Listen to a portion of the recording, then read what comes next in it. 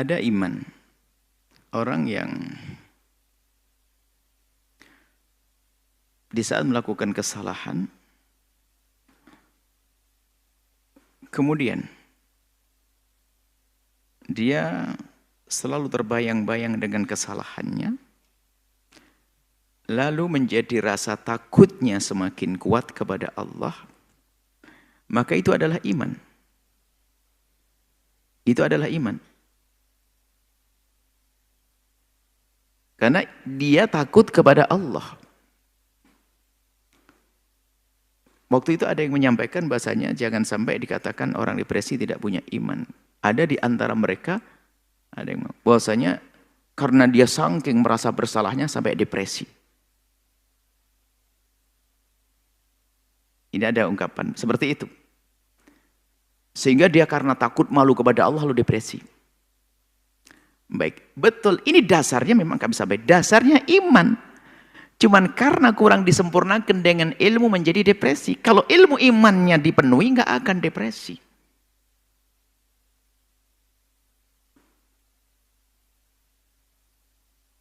Ilmunya disempurnakan. Ya kan? Lah ilmunya apa ini? Ilmunya agar dia tidak masuk kepanikan yang berlebihan di saat melakukan dosa.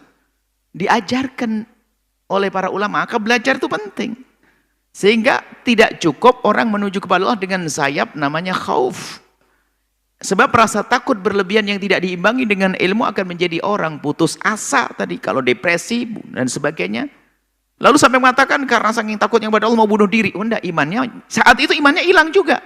Kenapa? Dia tidak kenal Allah dengan sesungguhnya. Dia ada iman maka menjadi keropos nanti. Punya iman sebetulnya dia. Cuma tidak menambahkan dengan ilmu maka imannya akan hilang nanti. Ilmunya apa? Allah Maha Pengasih kok. Makanya di samping sayap khauf ada sayap rojak untuk menuju Allah.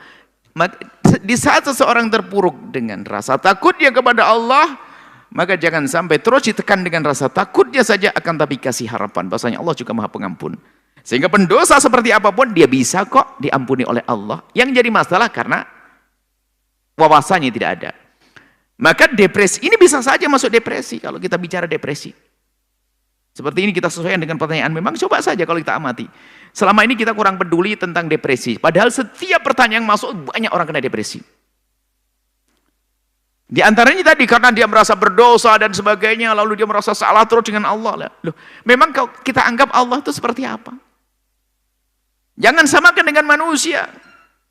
Kalau kita dengan manusia lalu kita melakukan kesalahan dengan manusia, bisa saja dia tidak memaafkan kita. Karena apa?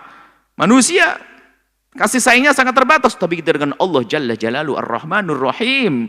Sebesar apapun dosa yang pernah kita lakukan, asalkan kita sadar saja, lihat, nangis kepada Allah, Allah Maha Pengampun kok. Gitu loh. Jadi jangan malah terpuruk, malah mendekat. Ya beda. Kalau kita takut dengan harimau, ya lari jauh-jauh. Tapi kalau takut dengan Allah, bukan menjauh, mendekatlah. Karena Allah Maha Kuasa untuk menghukum hambanya. Tapi Allah Maha Pengampun dan Maha Kasih kepada hambanya. Maka di saat bersalah, kalau dengan Allah itu, kalau dia faham kenal Allah, saya bersalah kepada Allah, saya tidak lari. Mau lari kemana dia? Nggak ada bumi selain bumi Allah. Maka di saat dia diuji dengan kesalahan, maka bergegas mendekat kepada Allah, minta ampun. Nah itulah. Jadi kepada yang bertanya, Anda jangan menyamakan Allah dengan makhluknya. Allah laisa kamitslihi syai', tidak seperti apapun dari makhluknya. Kalau makhluk hamba mungkin marah dan akan terus menyimpan amarah dendam kepada kita, akan tapi Allah Jalla Jalaluhu Maha Pengasih. Dosa segede apapun, lihat, kalau kita menghadap kepada Allah dengan keinsafan, kesadaran, minta ampun kepada Allah, diberi kabar oleh Nabi, dan Nabi tidak berucap kecuali dengan wahyu, at-taibu minadz-dzambi kaman la dzambalah. Maka orang yang pernah berdosa lalu bertobat seperti orang yang tidak pernah punya dosa. Maka siapapun Anda yang terpuruk dalam dosa, kesalahan, maka jangan ragu minta kepada Allah. Minta ampun dan minta apa saja. Allah Maha Kasih. Ini obat. Makanya kalau ada orang yang tidak ada wawasannya, makanya dalam menyelesaikan problem psikologi itu ada sebelum awal pertama beri wawasan.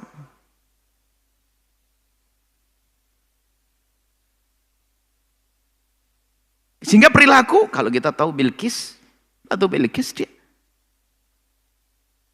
mau melewati lantai istananya Nabi Sulaiman, bingung dia. Karena apa? Dianggap tuh air yang bergelombang dia. Sama, dia masih pikiran takut ini, makanya dicincingkan, diangkir. Tadi itu bukan air, itu begitu mengkilatnya itu lantai. Setelah itu ya tenang, tidak masalah. Sama di saat kita merasa ketakutan, karena kita belum tahu solusinya, bisa saja stres ini. Ya Allah, dengan Allah, Allah maha menghukum, maha kuat, maha kuasa menghukum, siksanya ngeri. Ya terpuruk kalau kita terus gitu. Ada jalan. Jangan di situ. Itu memang kalau kamu di situ terus terpuruk. Itu jalan sebelahnya. Oh, pengampunan Allah. Itu. Maka wawasan yang penting, harus ada wawasannya. Makanya bisa saja menjadi imannya nggak ada, hilang sehingga menjadi bunuh diri tadi. Maka segera selesaikan wawasan, diberi diajak diskusi, dia ojak ngobrol. Ini bahaya tadi, itu bahaya sering. Saya malu kepada Allah. Gimana sih malu kepada Allah? Definisi malu kepada Allah gimana sih? Kalau kita malu dengan seseorang nggak mau ketemu. Kalau malu dengan Allah gimana? Aku ingin ketemu Allah dengan keadaan ridho, Allah ridho. Sebab segimanapun saya tetap dengan Allah. Saya nggak akan keluar daripada bumi Allah. Tidak akan keluar dari kuasa Allah. Terus mau kemana? Ya mendekat kepada Allah. Maka bertobat. Mendekat kepada Allah. Maka kami sampaikan kepada siapapun Anda yang terpuruk dalam dosa-dosa. Yang terjerumus dalam dosa-dosa, ingat, jangan terpuruk. Dari dasar iman Anda kalau tidak punya wawasan, maka akan menjadi orang putus asa. Dan disebutkan masalah ya'as, putus asa karena dosa-dosa. Seolah-olah Allah tidak mengampuni dia. Ini bahaya sekali. Padahal Allah Maha Pengampun. Yang terpuruk dalam dosa-dosa, maka ketahuilah bahasanya di sana ada pengampunan Allah yang sangat-sangat luas, lebih agung daripada dosa yang kita lakukan. Maka bergegaslah menuju wilayah pengampunan Allah. Sebesar apapun dosa Anda, pengampunan Allah lebih agung dari itu semuanya. Dengan catatan, bersegera. Nah, maka itu akan reda nanti. Nggak akan menjadi orang. Takutmu tuh bagaimana sih? Takutnya takut kepada Allah. Kalau kepada Allah, deket dong. Mau lari kemana? Saya takut, saya malu minta. Kenapa malu minta? Saya banyak dosa. Ya sudah, tobat. Setelah tobat, Allah ngampuni. Minta setelah itu. Dan memang kaidah minta itu selagi kita masih salah, harus punya malu dong. Jangankan dengan Allah Jalla Jalaluh, dengan manusia saja. Lihat, seorang anak kepada bapaknya lagi marah-marah. Anak belum minta maaf, lalu minta duit lagi, bapaknya dilempar nanti. Minta maaf dulu, abah mohon maafin saya dan sebagainya, baru minta duit. Itu dengan manusia. Bagaimana dengan Al-Khaliq sang pencipta? Istighfar dulu, mohon ampun dulu. Kemudian yakin bahasanya Allah Maha Pengampun. Setelah itu minta, Allah Maha senang. Sangat senang jika hambanya meminta. Menunjukkan kalau dia menampakkan penghambaannya, menyadari penghambaannya, maka minta kepada Allah. Minta kepada Allah bukan aib. Sebesar apapun dosamu, mintalah kepada Allah. Allah Maha kasih kepada hambanya. Kasih sayang Allah diberikan kepada orang yang memusuhi, yang tidak kenal Allah pun Allah kasih sayang. Itulah sehingga seorang yang kafir pun dia punya kasih sayang kepada anaknya. Diberi kebahagiaan di dunia, cuma tidak ada di akhirat. Allah Maha kasih. Bagaimana dengan Anda yang ahli iman? Maka jangan putus asa. Sebesar apapun dosa Anda, yang penting jangan menunda. Bergegas minta ampun kepada Allah. Di sana ada wilayah yang luar biasa, yaitu wilayah pengampunan yang amat luas. Dan di balik itu, setelah itu adalah keindahan. Ini saja, wallahu a'lam bishawab.